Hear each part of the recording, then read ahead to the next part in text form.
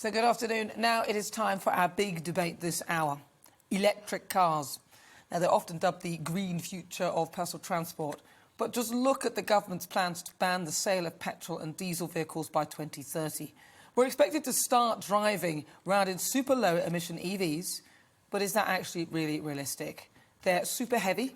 The batteries require lithium, a scarce resource, or at least if it's not now, it will be, because each one has about 4,000 cylinders, and they're so silent that you can't really hear them coming. Now, that's not to mention the need for infrastructure and charging points, which will need to be installed.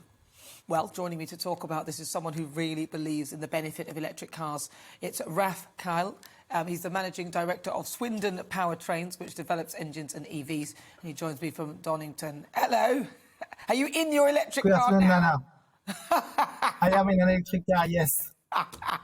Well, at least it's silent. So Indeed. You're not driving it, are you? You're not moving? No, I am safely parked a little bit away from Donington Park, where we are involved in a race weekend, and it's very noisy, so I've gone away from it.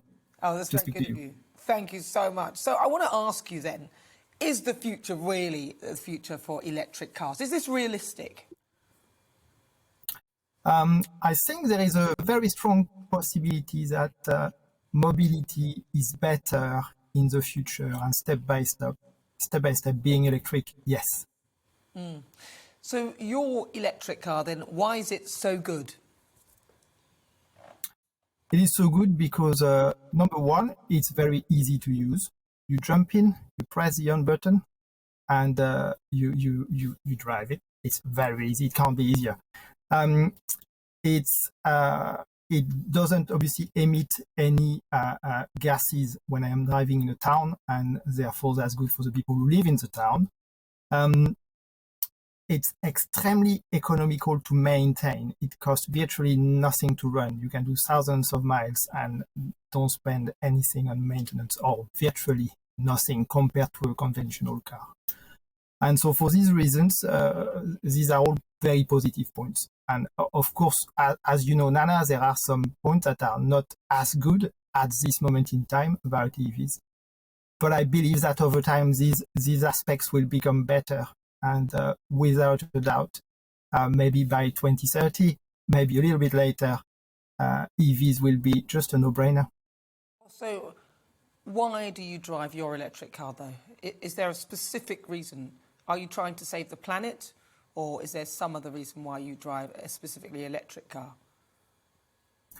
I am not trying to save the planet.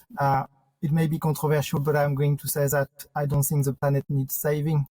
It's a human race that may need saving at some point.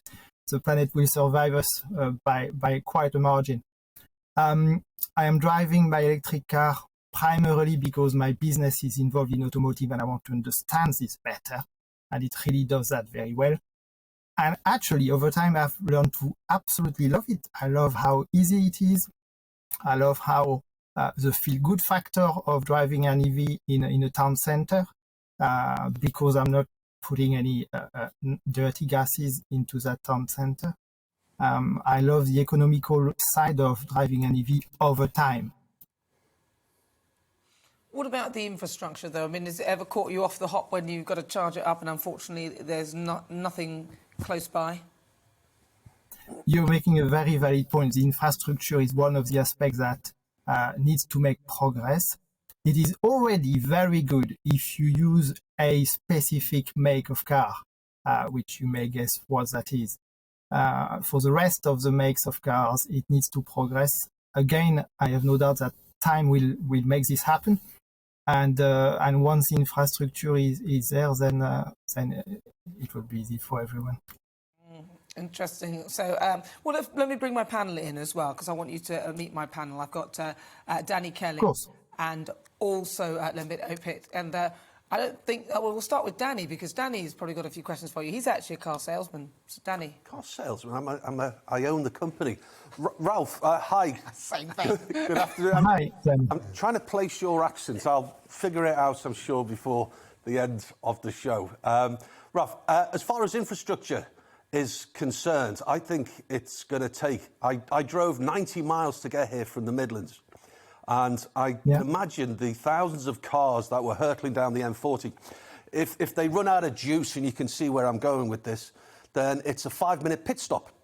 And they have pumps, maybe 16, 20 pumps that can dispense the fuel within 2 or 3 minutes, and then you're on with your journey. Now, what would happen, do you believe, with all of those thousands of cars that only, say, 20% may need fuel, because only 20% need fuel if you're driving a petrol or a diesel car? At the moment, Raf, it is certainly not doable in my view. I can only imagine that the government and whoever is going to supply the electric is going to have to buy swathes of English countryside to have thousands of charging points. So it is an aspect that needs to evolve, as I have agreed already. However, if you think that more than 50% of the population will actually be charging from their home, which doesn't happen with a conventional car where everyone has got to fill up from the station. Well, if half the population charge from their home, then they don't have to charge on their own. If I may just come back at you're obviously fortunate enough to live at a residence where you can actually park outside your house to get the cable. I don't know the statistic, but I think the majority of people cannot park outside their house. So that's coming from a position of some luxury from your perspective. So I'm not sure that argument holds much water, never mind much charge. I'm not sure it's to do with luxury. I think it's a geographical issue, and you can have a very small house in the countryside, and indeed you park in front of it, and therefore you can charge from your home. You can have a very expensive flat in central London, and there is no way to charge from there. So I don't think it's to do with luxury. I think it's a geographical issue. Well, and if I say at least 50% can charge from home, I don't think I am wrong there. Well, I don't know about that, because I don't particularly live in a luxurious place at all. Well, it's all right. But I have a little front garden type thing, but there's no way that I could charge from outside my house, even though it's a nice street. And actually, if I look, all the houses on my street would have to have a cable coming from their house to go along. And so to me, the infrastructure doesn't look like it could possibly work at all. The other thing that I wanted to ask you about, because you said you're not really doing it for green reasons, and obviously there's this whole thing about this green thing. Are you concerned that a lot of the electricity that's currently being used, even though you're not emitting the emissions, a lot of the electricity is coming from fossil fuel, being generated from fossil fuels? It is definitely a concern, but I have been following the production of electricity in this country over the past 5 years, and the increase in green electricity production is quite amazing, the numbers that I see on a daily basis. Of course, it's not every day, and there are days where we still burn coal to make electricity, which seems completely incredible. Yeah. But I can see progress, and if we look 10 years, 20 years ahead, then perhaps we can be in a situation where it's actually very, very good. I'm optimistic, is what I am saying. I was in a meeting, Raf, yesterday with people from the Motorcycle Action Group. They speak for bikers in the country. And they came up with some really, really big problems. Number one, range anxiety.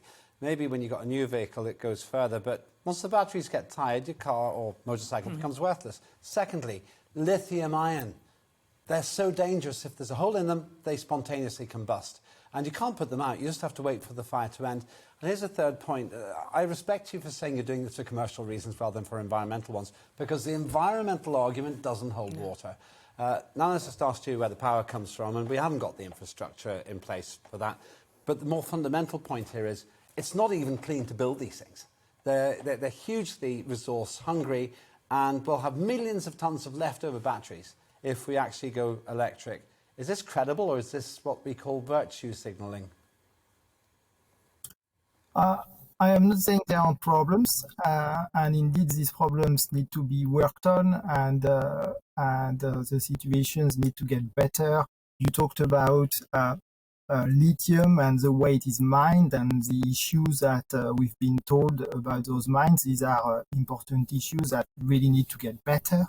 But then equally, if we look at human rights records of most of the countries that produce oil, they are not exactly very good. So I think if you balance everything and you have a forward way of thinking and making things better, I think the case for electric vehicle is actually very good. Fundamentally, Raf, putting it this way, if we really want to save on fuels, and let's not pretend here, Raf, you're perfectly entitled to capitalise on this, but it's all about the environment, about spending £1.4 trillion to make Britain carbon neutral. Surely the better thing to do is to go, let's say, from cars to motorbikes, because they're lighter and they use less fuel, and just recognising that electricity is not really designed to power our transport. It's smarter to put fossil fuels in. As Danny said, it takes a couple of minutes to fill up. What happens if there's a big traffic jam, there's an accident on the motorway, the M40, everyone's sitting there with their heating on in the middle of the winter, and then you've got 10,000 cars all trying to charge up at once. We're just going to bring gridlock to this country. Yeah, if you have such a pessimistic view, then maybe you may say so, but if you have a more positive eye on things, when you see, let me say this, you say that I have this electric vehicle for commercial reasons. Not at all. I have a business who has been developing engines for 50 years. Okay. And for now 6 years, we also do EV work alongside the engine business. And so we understand both sides, and we have seen how EV performance has got better in the past 5-10 years. Honestly, it's incredible. If that pace carries on, then I insist there is a serious future for EVs. And actually, all those people who say they don't like EVs or who have massive issue with EVs are people who have not driven them. I don't know anyone who has driven an EV for more than a month and who has come back to a conventional car. Interesting. Can I just very, very briefly ask you this then? What happens if, so the other day I was on the one of the roads coming from work, and there was, I don't know whether it was a burst water pipe or whatever it was, but the water was above my sort of, you know, it was above my, if it had been any deeper, basically, it had been in my car. But I managed to get through. I've only got a little C1, but I was able to get through that, but it was bad. With an EV, what would happen there in case of that sort of thing? Does it just stop? What happens in water? Very good point, Nana. So you were very lucky with your C1 that you did not break down. Because one of the massive issues with engines is if you intake water instead of air, you've got an instant break of the engine. It is instant and bad, and it would have cost you several £1,000s. With an EV, you can go through water, and a lot of it, without any issues. They are so much better in this sort of situations than a conventional car. And I'm not saying this to sell EVs, I don't sell them. I'm telling you this in an engineering point of view.